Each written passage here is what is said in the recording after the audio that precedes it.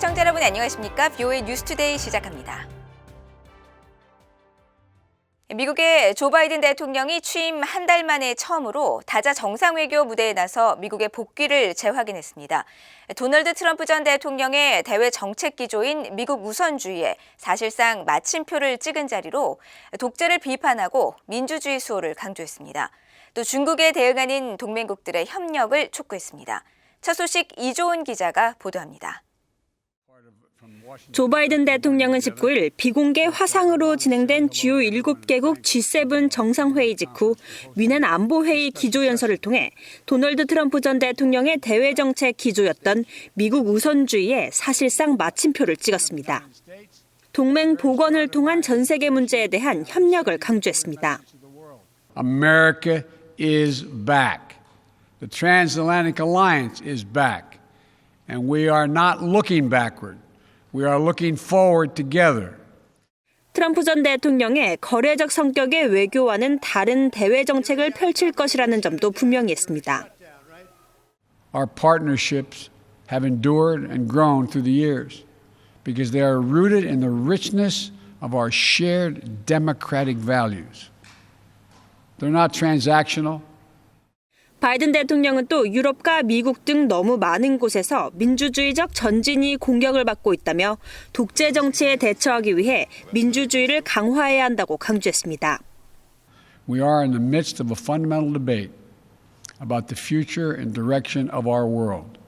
Between those who argue that given all the challenges we face, from the fourth industrial revolution to the global pandemic, that autocracy is the best way forward, they argue.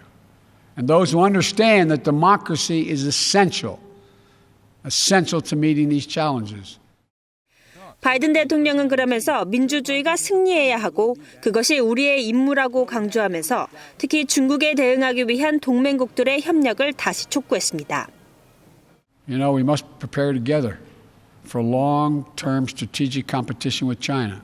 How the United States, Europe, and Asia work together to secure the peace and defend our shared values and advance our prosperity across the Pacific will be among the most consequential efforts we undertake. 바이든 대통령은 그러면서 구체적으로는 기술의 진보와 사이버 공간에서의 행동, 인공지능과 생명공학의 규범을 지배할 규칙을 미국과 동맹국들이 만들어야 한다고 밝혔습니다. 또 핵 확산의 위협은 계속해서 신중한 외교와 협력을 요구한다며 전략적 오해나 실수의 위험을 최소화하기 위해 투명성과 소통이 필요하다고 말했습니다. 바이든 대통령은 이날 미국의 파리 기후변화 협약 재가입을 공식 선언하고 기후변화에 대처하기 위해 오는 4월 22일 지구의 날 기후변화 정상회의를 개최할 것이라고 밝혔습니다. G7 정상들은 오는 6월 중순 잉글랜드 남서부 코널에 있는 휴양지 카비스베이에서 대면 회의를 열 예정인데 이 회의는 초청국인 한국, 호주, 일본 등이 포함된 G7 플러스 3 형태로 개최됩니다. BOA 뉴스 이조은입니다. 조 바이든 미국 대통령이 국제 백신 프로젝트 코백스에 대한 40억 달러 기부 방침을 재확인했습니다. 바이든 대통령은 19일 비공개 화상회의로 개최된 G7 주요 7개국 정상회의에서 신종 코로나 바이러스 대유행으로 인한 공중보건과 경제 위기를 끝내기 위해 국제사회가 나아갈 방향을 강조했으며 코로나19 백신 구매와 배포를 강화하기 위한 국제적 노력을 위해 40억 달러를 조만간 내놓겠다고 밝혔다고 AP 등 언론들이 보도했습니다. 앞서 미국 백악관은 2년에 걸쳐 코백스에 40억 달러를 지원할 방침이며 첫 5억 달러를 시작으로 올해 20억 달러 기부 계획을 밝힌 바 있습니다. 코백스에 4억 달러를 기여한 유럽연합 EU도 이날 회의에서 6억 달러 추가 지원 방침을 전한 것으로 알려졌습니다. 세계보건기구 WHO와 전염병 예방혁신연합, 또 세계백신면역연합이 함께 만든 코백스는 지난 3일 북한에도 100만 명이 접종할 수 있는 코로나 백신 199만 2천 회분을 공급할 계획이라고 밝혔습니다.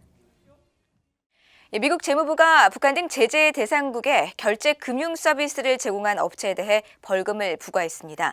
이들 제재국이 디지털 화폐를 이용해 결제를 할 수 있도록 도왔기 때문인데 해당 업체는 거래자 정보 확인 절차를 하지 않아서 벌금을 부과받게 됐습니다. 오택성 기자입니다. 미국 재무부 해외자산통제실이 벌금을 부과한 업체는 조지아주 애틀란타에 있는 금융 서비스 업체 비트페이입니다. 재무부 해외자산통제실은 18일 보도자료에서 북한 등 제재 대상 국가에 금융결제 서비스를 제공한 이 민간 업체에 벌금 50만 7천 달러를 부과했고 이 업체도 동의했다고 밝혔습니다. 그러면서 비트페이 서비스 이용자의 IP 주소를 추적한 결과 북한과 쿠바, 이란, 수단 등 제재 대상에 오른 국가들이 포함된 것으로 보인다고 설명했습니다. 또 2013년부터 2018년 사이 제재 대상국과 2,100건이 넘는 거래를 진행했고 거래 액수는 13만 달러에 달한다고 지적했습니다. 미국 재무부 해외자산통제실은 그러면서 해당 업체는 거래자 정보 확인 절차도 제대로 하지 않았다고 밝혔습니다. 서비스 이용자들의 이름과 주소, 이메일 주소, 전화번호, 특히 지난 2017년 11월부터는 사용자의 IP 주소까지 획득했는데도 이들 지역이 제재 대상국에 포함됐는지조차 확인하지 않았다고 밝혔습니다. 해외 자산통제실은 그러면서 이번 조치는 디지털 화폐를 다루는 금융업체가 제재 위반에 연관될 수 있으며 이런 위험을 줄여야 한다는 점을 보여준다고 강조했습니다. 최근 미국 정부 당국은 북한의 불법적인 가상화폐 사용을 단속하는 조치를 이어가고 있습니다. 지난 17일 법무부는 북한 정찰총국 소속 해커 3명을 기소한 데 이어 같은 날 재무부와 연방수사국 등도 부처 합동으로 북한의 가상화폐를 노린 사이버 위협 경고주의보를 발표하기로 했습니다. 앞서 일부 공개된 유엔 안보리 대북제재위원회 전문가 패널의 올해 상반기 보고서에는 북한이 지난 2019년부터 2020년 11월까지 1년여 동안에만 사이버 해킹을 통해 3억 1,400만 달러를 탈취한 것으로 나타났습니다. VOA 뉴스 오택성입니다. 미국 국무부가 북한 문제 해결을 위한 미한일 삼각 공조의 중요성을 거듭 강조했습니다. 네드 프라이스 미국 국무부 대변인은 19일 전화 브리핑에서 북한 문제와 관련해 현재 악화된 한일 관계에 대한 우려가 없느냐는 VOA 질문에 현재 북한에 대한 검토가 진행 중인 상황에서 가장 중요한 원칙 중 하나는 동맹국, 협력국들과의 긴밀한 조율이라고 말하고 한국과 일본은 미국의 가장 가까운 파트너이자 인도태평양 지역에서 상호 방위 조약을 맺은 동맹국이라고 강조했습니다. 또 미국은 일본, 한국과의 강력하고 생산적인 삼각관계에 가치를 두고 있다면서 이들 세 나라는 자유와 인권, 민주주의, 그리고 인도태평양 지역과 전 세계에서 법치주의에 대한 공동의 약속을 증진시키기 위해 협력하고 있다고 말하고 특히 북한의 비핵화 달성에 있어서 미한일 삼각공조가 필수적이라고 강조했습니다. We know that any approach to North Korea, one that puts denuclearization at the center, as we plan to do, won't be effective if we are not working in tandem with our Japanese and Korean counterparts. 유엔 인권이사회 제46차 정기이사회가 22일부터 다음 달 23일까지 제네바 유엔 본부에서 열립니다.